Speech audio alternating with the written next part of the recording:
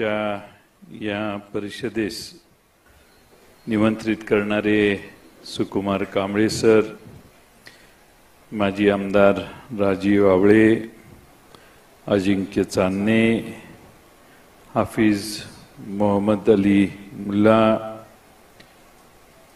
Reverend Manoj काटे, श्रीनिवास चोपडेजी, संजय बजाज, शेवंतताई वाघमारे, प्राध्यापक Ram Kamble, Abram आवळे, प्रशांत आवळे, Kabir Chavan, Dadasaheb Kasture, Dayanand Chavan, Gabriel तिवडे, Balasaheb Patil, विवेक कोकरे, मनसूर खतीब, आयुब बारगीर, उमर गवंडी, अविनाश वाघमारे, अमित कांबळे, सतीश लोंढे, नंदकुमार नांगळे, सर्वच व्यासपीठावरील आणि या परिषदेसाठी उपस्थित असणारे सर्व मान्यवर आणि बंधू भगिनींनो, महाराष्ट्रातल्या सगळ्या जनतेसमोर मुंबईला येऊन आपण फार मोठ्या प्रमाणामध्ये, श्रीनिवास चोपडे होते, एक मोठं शक्ती प्रदर्शन करून लोकांना समजून सांगण्याचा प्रयत्न केलेला आहे। अपेक्षा आहे की शहाण्याला इशारा काफी असतो, त्यांचे वरिष्ठही त्यांना समजावून सांगतील अशी अपेक्षा आहे। पण आज आपल्या महाराष्ट्रामध्ये छत्रपती शिवाजी महाराजांनी महाराष्ट्रातल्या मराठी मुलकातल्या 18 पगड जाती जमातींना, धर्माच्या लोकांना एकत्रित केलं आणि स्वराज्याची स्थापना करण्याचा प्रयत्न केला।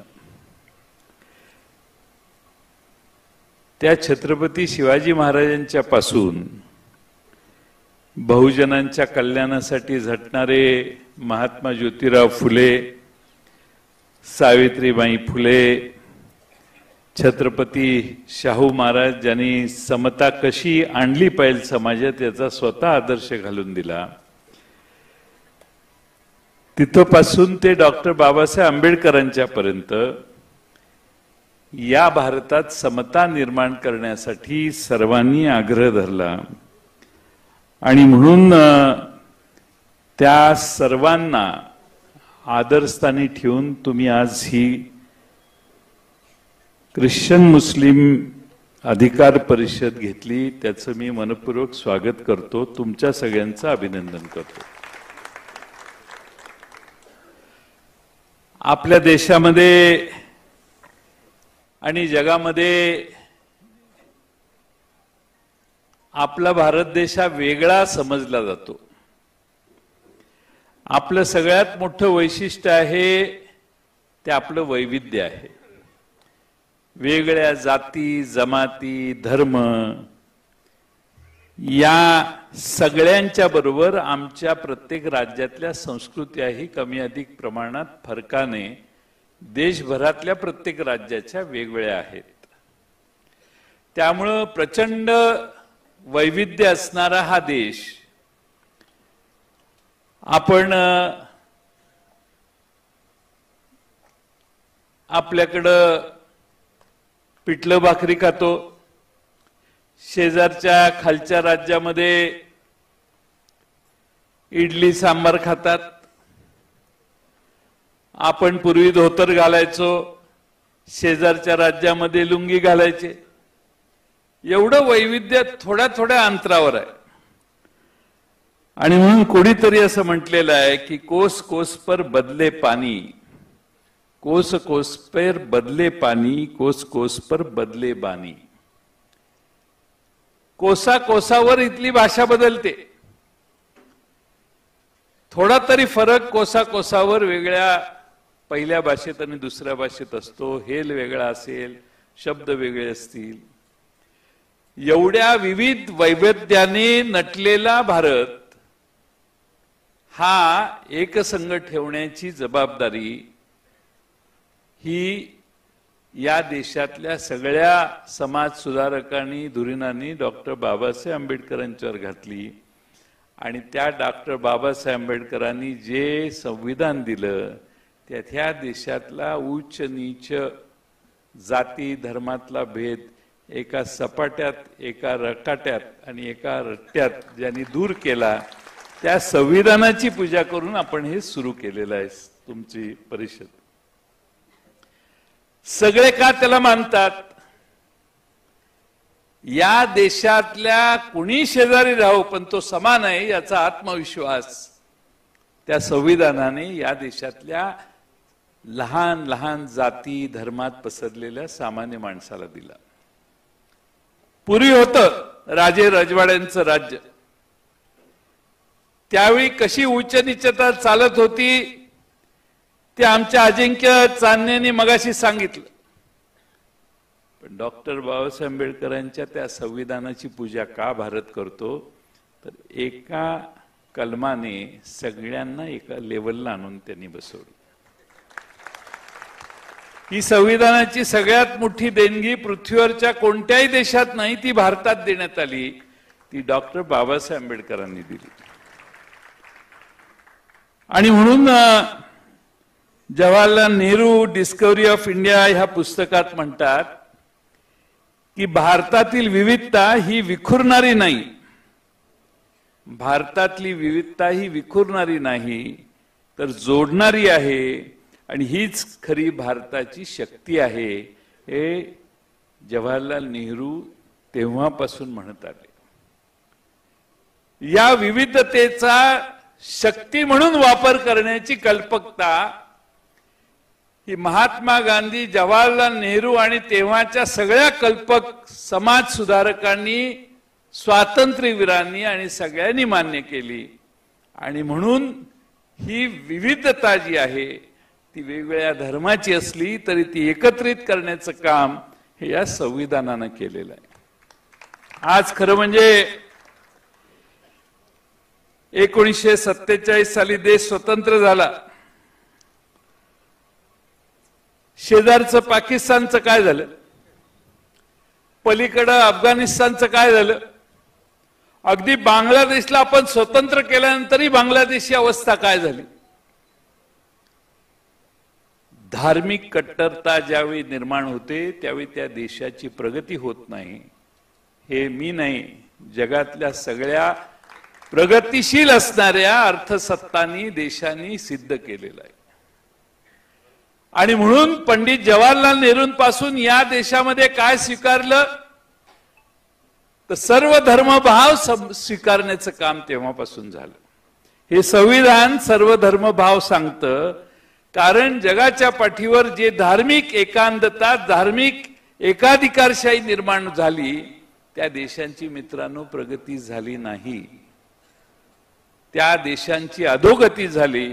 आणि भारत ज्या देशामध्ये टाचणी तयार होत नव्हती त्यामध्ये चांद्रयान तयार करून वर पाठवण्याची व्यवस्था करणारा हा भारत, हा वैविध्य एकसंघपणाने टिकवलं म्हणून झाला. डॉक्टर मनमोहन सिंग कोण होते? शीख होते. शीख हे देशात फार कमी संख्येने. त्या काळात डॉक्टर अब्दुल कलाम राष्ट्रपती होते. या देशामध्ये त्याच काळामध्ये अल्पसंख्याक समाजाची लोक देशाच्या 2 प्रमुख ठिकाणी होती. देश चांगला चाललेला होता.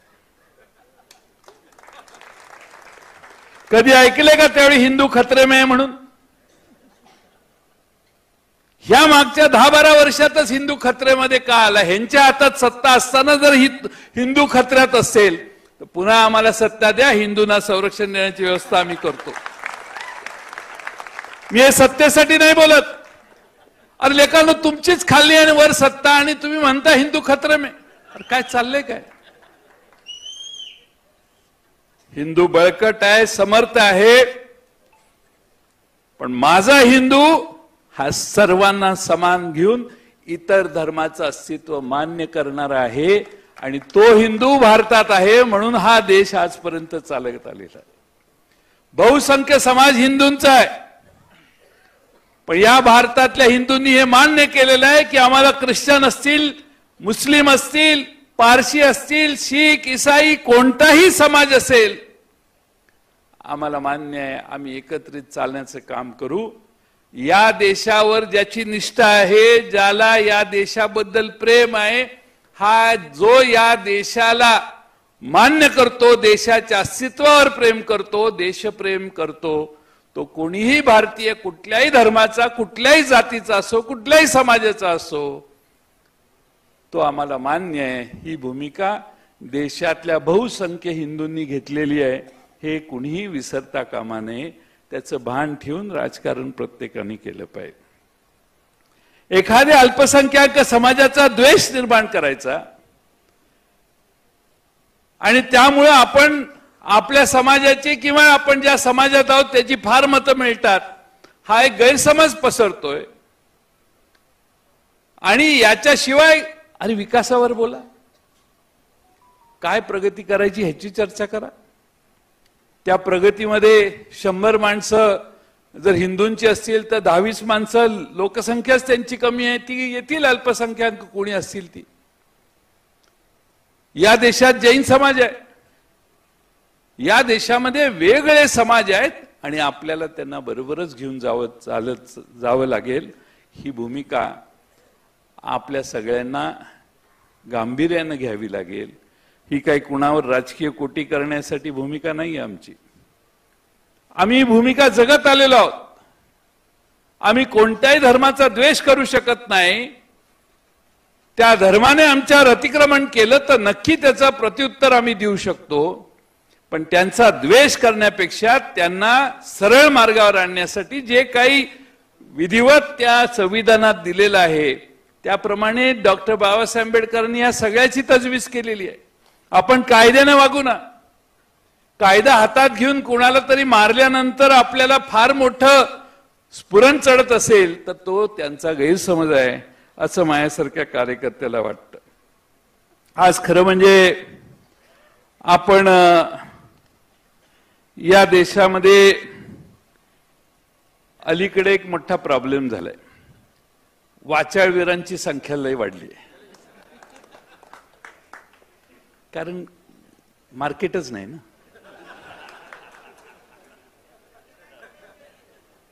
वरिष्ठ यांच्याकडे कधी बघणार तर कोण बघ. आणि त्यामुळं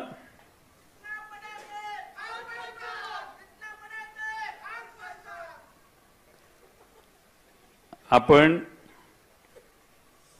या जिल्ह्याची एक परंपरा आहे, सुसंस्कृतपणाची परंपरा आहे. हे मी सारखं का सांगतोय, आठवण करून देतोय.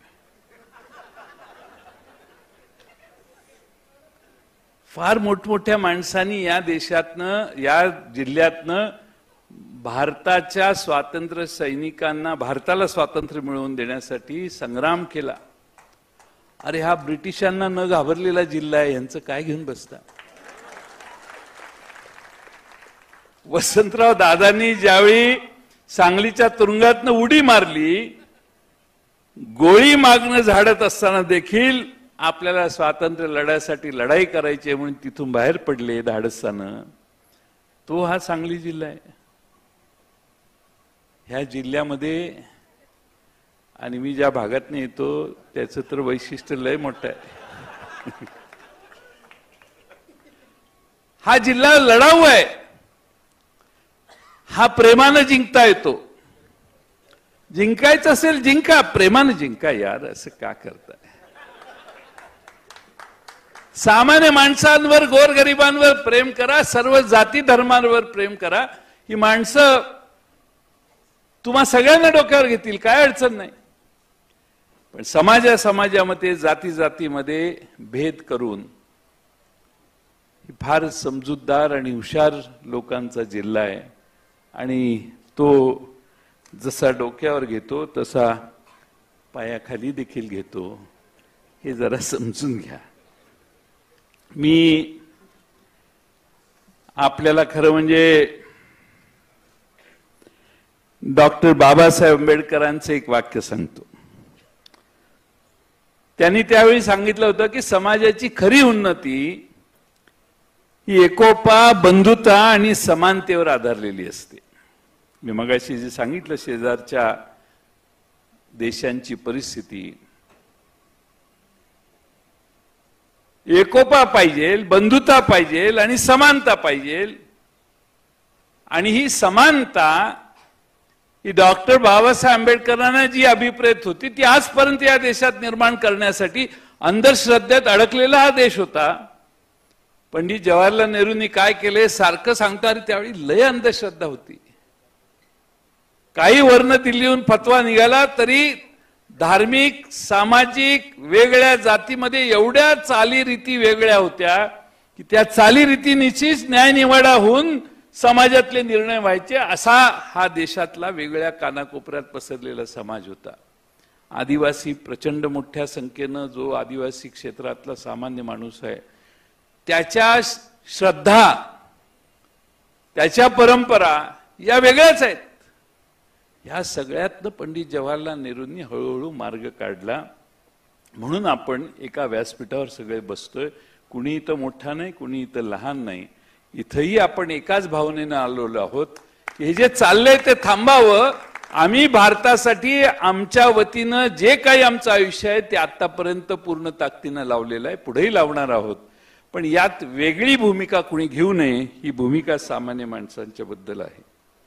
खरं म्हणजे अलीकडच्या काळामध्ये फार मोठ्या प्रमाणामध्ये आपल्या देशामध्ये वेगवेगळे स्टंट केले जातात. विकासाचा मुद्दा बाजूला आहे. आता ते $1 खरेदी करायला आता आज सकाळी 88 रुपये आणि 15 पैसे लागायला लागले. ते मनमोहन सिंग होते त्यावेळी काहीतरी 60 रुपयाच्या दरम्यान होता, तर त्यांच्यावर टीका झाली. आता 90च्या जवळ $1 पोचायला लागला आपला. आमची प्रगती आहे का अधोगती आहे याचा अर्थतज्ञ विचार करतीलच. आम्ही या देशामध्ये कधीही पाकिस्तान बरोबर युद्ध करताना शेजारच्या कुठल्याही देशानं मध्यस्थी केली नव्हती. तो ट्रम्प 40 वेळा सांगतोय वाघमारे की मी युद्ध रोखलं. काल परवा तो व्हिडिओ आलाय बाहेर, तो म्हटला की मी फोन केला त्यांना आणि त्यांना सांगितलं 24 तासात थांबवा, हे चालणार नाही. 24 तास राहिले, 5 तासातच थांबलं म्हटलं. त्यालाही वाटलं होतं बाबा 24 तासात थांबतंय की नाही. 5 तासात आपण युद्ध थांबवलं. आपले लढाऊ जवान लढत होते आणि आपण या ठिकाणी बाकीच्या वेगळ्या कारणाने आपलं युद्ध थांबवायचा विचार करतो, थांबवतो. आमची अपेक्षा होती, तुमच्यासारख्या तरुण अजिंक्य तरुणांची अपेक्षा होती की आपण जाऊन पाकिस्तानने तो ताब्यात घेतलेला काश्मीरचा प्रांत तो ताब्यात घेऊया. पाक व्याप्त काश्मीर ताब्यात घ्यायची एवढी संधी मोठी दुसरी कधीच नव्हती. नाही झालं. परराष्ट्र मंत्री म्हणतात की आम्ही पाकिस्तानला कळवलेलं, आम्ही जरा उद्या करतोय. अरे सांगून त्यांना म्हटलं ते आतंकवादी त्या खोल्यांमध्ये आणि बंकरमध्ये बसले असतील का? पाकिस्तानला विरोध हे पूर्णपणाने या भारतातल्या प्रत्येक माणसाच्या मनात होतं. सगळा देश तुमच्या मागे होता. तुम्ही का नाही पाकिस्तानचा पूर्ण नायनाट करण्यासाठी पावलं उचलली? त्या ट्रम्पच्या नादाला लागला. त्या ट्रम्पने आदेश दिला म्हणून गप्प बसलो. परत त्यांनी टेरिफ पण नंतर वाढवलं, 50% झालं टेरिफ.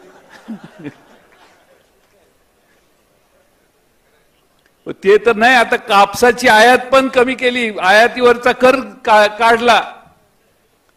कापूस कमी दराने यायला लागला.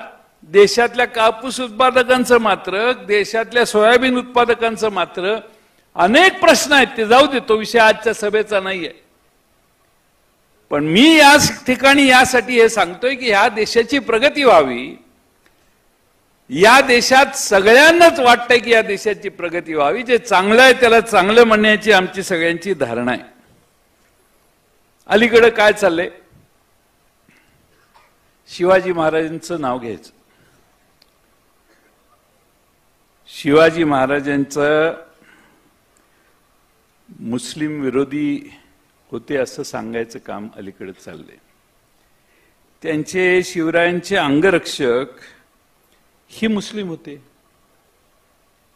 हे विजापूरकर आदिलशाही निजामाकडं हिंदू सरदार होते आणि छत्रपती शिवाजी महाराजांच्याकडे मुस्लिम सरदार होते. मुस्लिम लोक छत्रपती शिवाजी महाराजांच्या सैन्यात होते आणि त्यामुळे माझं मत आहे की शिवाजी महाराजांचा लढा हा धार्मिक नव्हता, हा स्वराज्यासाठी होता. जे त्यावेळी मुघलांनी आणि आसपासच्या सत्तारूढांनी या महाराष्ट्रामध्ये लोकांना आनंदवित छळ करण्याचं, त्यांना प्रचंड त्रास देण्याचं जे काम चाललं होतं ते थांबवण्यासाठी छत्रपती शिवाजी महाराजांची तलवार त्यांनी उपसली आणि स्वतःचं राज्य निर्माण केलं, जे रयतेचं राज्य म्हणून त्यांनी निर्माण केलं. त्यांनी कधी म्हटले नाही की हे माझं राज्य आहे.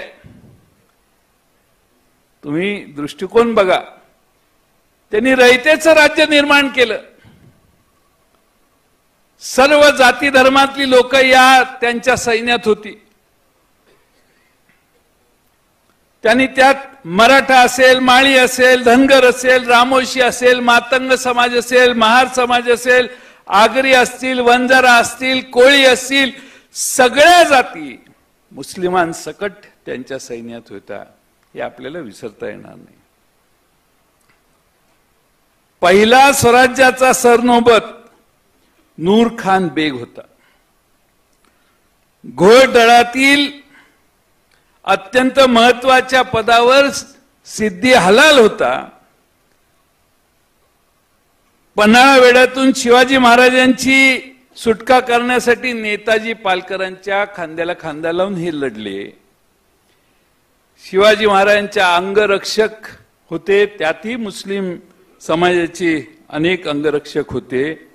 सिद्दी इब्राहिम देखील छत्रपती शिवाजी महाराजांच्या अंगरक्षकांपैकी एक होता आणि शमा खान हे शिवाजी महाराजांचा विश्वासू सरदार होता. मदारी मेहतर फरास असणारा स्वराज्यनिष्ठ होता. हे काय नवीन नाही, सगळ्या महाराष्ट्राला माहिती आहे. अलीकडं काय आहे की त्या व्हॉट्सअप वाचतच नाही कोण. त्या व्हॉट्सअपवर आलं की तेच खरं समजतं. छत्रपती शिवाजी महाराजांचा इतिहास आपण लोकांच्या पुढे वारंवार सांगायला पाहिजे. तो यासाठी की लोकांना कळलं पाहिजे की सगळे छत्रपती शिवाजी महाराजांच्या वर एक होते. कुठल्याही धर्माचा भेद छत्रपतींनी केला नाही. त्यांच्या आरमाराचा प्रमुख दौलत खान होता. इब्राहिम खान त्यांच्या तोफखान्याचे प्रमुख होते. त्यांच्या राज्यात स्वराज्यामध्ये 700 पठाणांची फौज होती. मोगल, आदिलशाह, इंग्रज, पोर्तुगीज यांच्याशी त्यांचा संघर्ष स्वराज्यातल्या जनतेच्या न्यायासाठी होता आणि म्हणून तो संघर्ष धार्मिक नव्हता. हे पहिल्यांदा सगळ्यांनी लक्षात घेतलं पाहिजे. अफजल खानाला मारलं, तो स्वराज्याचा शत्रू होता, स्वराज्यावर आला म्हणून त्याला आपण मारलं. त्याच्याबरोबर त्यांच्या महाराजांवर वार करणाऱ्या कुलकर्णीलाही मारलं. हो, अत्याचार करणाऱ्या बाबाजी गुजरला, रांझ्याच्या पाटलाला पण मारलं. त्यांनी कधी भेद केला नाही की नाही हा हिंदू आहे, ह्याला नाही करता येणार आपल्याला. ज्यांनी जे चुकलेलं आहे त्याला प्रायश्चित्त देणं हे रयतेच्या राज्यात छत्रपती शिवाजी महाराजांनी प्रथा परंपरा घालून दिली. आणि म्हणून आज छत्रपती शिवाजी महाराज, अगदी जरांगे पाटील मुंबईत गेले, त्यांच्या मागे छत्रपती शिवाजी महाराजांचा फोटो आहे. तो समतेचा न्याय देणारा राजा म्हणून आहे. सगळेजण आज त्यांना पुजतात. ते ह्यासाठी पुजतात, जगभर त्यांना आज मानलं जातं. आणि म्हणून काही खोटा इतिहास सांगण्याचा काहींनी तर व्यवसाय सुरू केलेला आहे. छोटे छोटे ग्रुप घेतात आणि काहीतरी खोटं खोटं सांगत बसतात. जे पुस्तकात लिहिलं नाही, कुठल्या ग्रंथात लिहिलं नाही, कुठल्याही याच्यात नाही आहे, इतिहासामध्ये ज्याचा कुठेही उल्लेख नाही, अशा गोष्टी सांगत बसतात तरुण पिढीला. आणि ती त्यांची डोकी फिरवण्याचं काम होतं. त्यामुळे खरा इतिहास लोकांच्या पर्यंत पोहोचवण्याची गरज आपल्याकडे आहे. आता काय हे सगळं सत्तेच्या जीवावर चालू आहे. बरं, ही सत्ता कशी मिळवली ते राहुल गांधी सांगतात. सत्ता मिळवली वोट चोरीने मिळवली असं आता देशातली जवळपास 70% लोक, 80% लोक मान्य करायला लागले. त्यामुळं आपल्या लोकशाहीवर घाला घालणाऱ्या लोकांना आपण किती पोसायचं, आपल्या मताची चोरी करण्याची भावना ज्यांची असेल त्यांना आपण काय करायचं याचा विचार आपण सगळ्यांनी करा. बरं, नुसते राहुल गांधीच म्हणत नाहीत मतदार यादीत घोटाळा आहे. त्यांचे हे पण म्हणतात, गडकरींचे तर 3-3.5 लाख मतं गेली म्हणतात. तिकडं ते एक अनुराग ठाकूर म्हणून आहेत, त्यांनी 6 मतदारसंघात घोटाळा आहे म्हणून सांगितलं. कायद्याने आता निवडणूक आयोगावर FIR दाखल करता येत नाही असं हे सगळं होण्याच्या आधीच कायदा झालेला आहे. निवडणूक आयोगाच्या विरोधात तुम्ही पोलिसात जाऊन FIR दाखल करू शकत नाही असा कायद्यात बदल सरकारने केलेला आहे. माहित होतं त्यांना हे लय घोटाळा करतोय आपण म्हणून. तो म्हटला असेल ना, नाही आम्हाला मेरे को जेल जाना पडेगा, तो सांगितलं असेल तेरे को जेल जाने की जरूरत नहीं, कायदा ही बदल देंगे.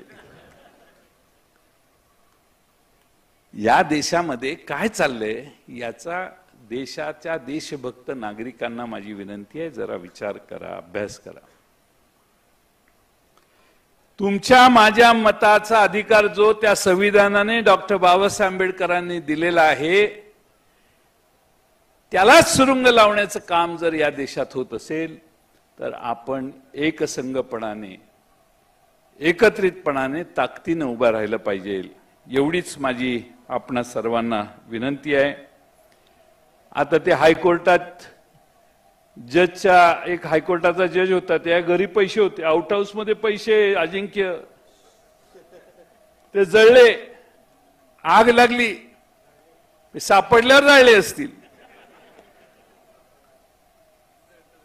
कुठे FIR आहे, कुठे SIT आहे, कुठे चौकशी चालू आहे, काही नाही. या देशात कोणाला खड्ड्यात घालायचं आणि कोणाला खड्ड्यात जाणाऱ्याला वर उचलून वर आणून ठेवायचा, हे ठरवणाऱ्या शक्ती या देशात निर्माण होत आहेत. आता एक जाहिरात देऊया आपण वर्गणी काढून देशभर. देशाचे उपराष्ट्रपती गायब आहेत, कुठे गेले जरा हुडका. ते गायब गेला तो गेलाच बाबा, त्याचं नख दिसेना, नख.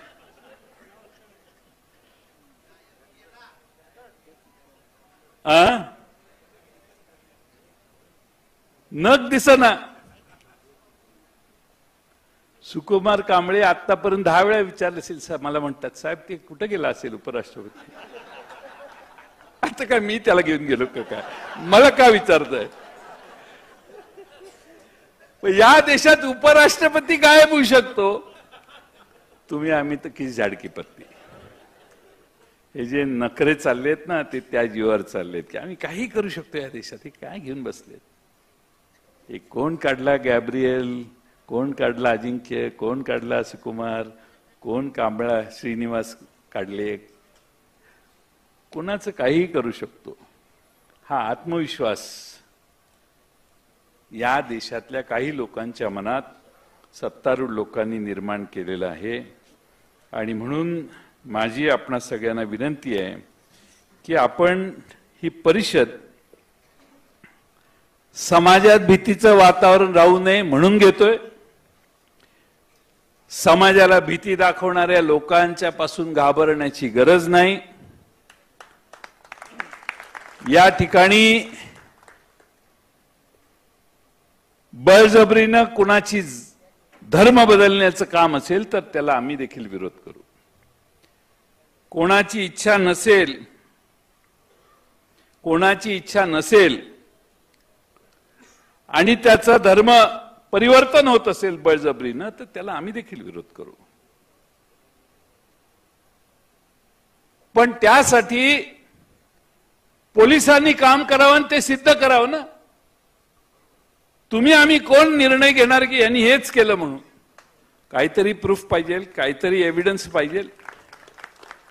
आणि म्हणून ख्रिश्चन समाजावर अन्याय होत असेल, मुस्लिम समाजावर अन्याय होत असेल, कोणत्याही जातीवर अन्याय होत असेल तर त्यांच्या मागे ठामपणानं उभा राहणं हे लोकशाहीचं मूल्य जपणाऱ्या माझ्यासारख्या प्रत्येक कार्यकर्त्याचं कर्तव्य आहे असं मी मानतो। आज तुम्ही सगळ्यांनी एकोपाट ठेवा, एकसंघ रहा। माझी तुम्हा सर्वांना विनंती आहे की ही परिषद ही आपण कशासाठी घेतली तर समाजातल्या कुणी घाबरू नये। या देशात न्याय व्यवस्था आहे त्यावर आमचा अजूनही विश्वास आहे आणि त्यामुळं या न्याय व्यवस्थेला, संविधानाला आपले रक्षक समजून आपण निर्भीडपणानं समाजात वावरता आलं पाहिजे। आपण कोणाला तरी एका व्यक्तीच्या कृत्याला आणि वाक्याला घाबरून, कोणतंही चुकीचं घाबरून पाऊल टाकण्याची गरज नाही। आपणही संविधानात जे आहे त्याचप्रमाणे वागू आणि दुसऱ्यांकडूनही तीच अपेक्षा करूया एवढंच या निमित्तानं सांगतो।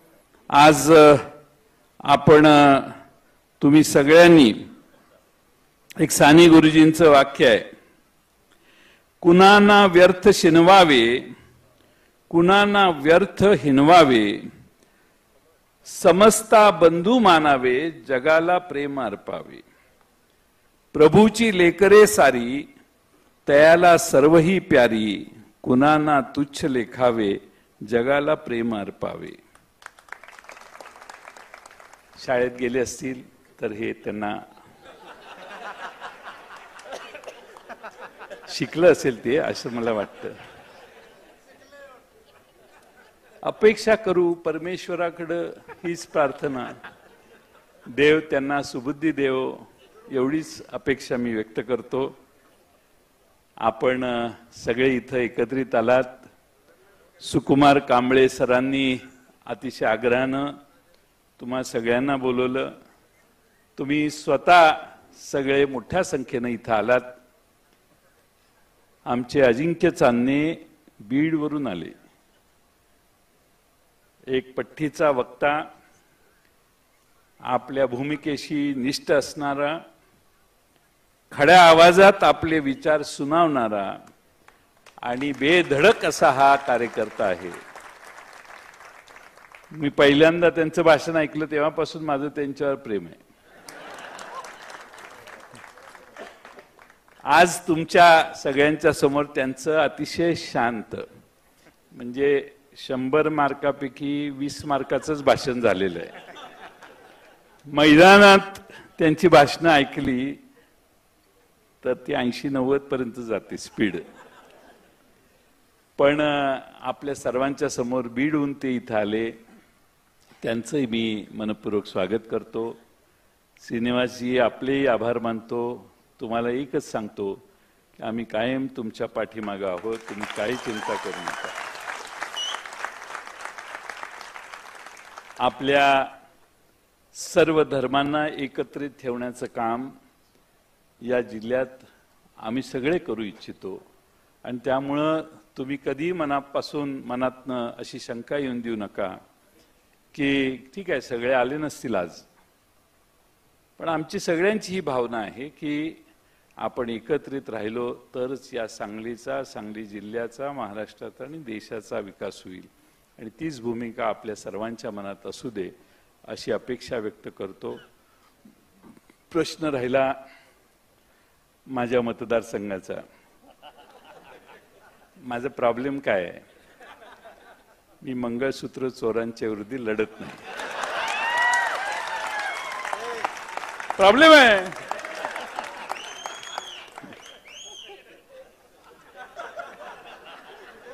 प्रॉब्लेम आहे ना, नाही तर काय मी लगेच दिला असता. पण मुद्दा काय आहे, मुद्दा आहे वोट चोरी झाली. जिथे झाली तिथं राजीनामा द्या आणि परत एकदा निवडणूक लढवा. आता एक महिनाभर चालेल.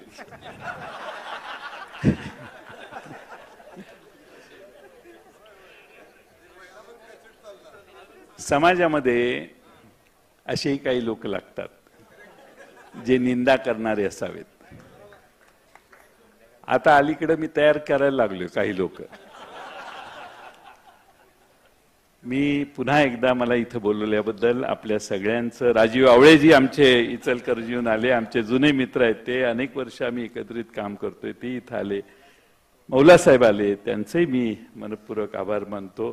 तुम्हा सगळ्यांचे आभार मानतो. आणि आता काय आहे, सुकुमार कांबळेंच्या आधी मी का बोललो, मला आरतीला जायचंय, अष्ट्यात देवदर्शनाला गणपतीला जायचंय, त्यामुळं तिथं 5:30ची मुदत होती. त्यामुळं मी तुम्हा सगळ्यांची, कांबळे सरांची नम्रपणाने परवानगी घेतो आणि पुढच्या मार्गाला जातो. धन्यवाद. चला.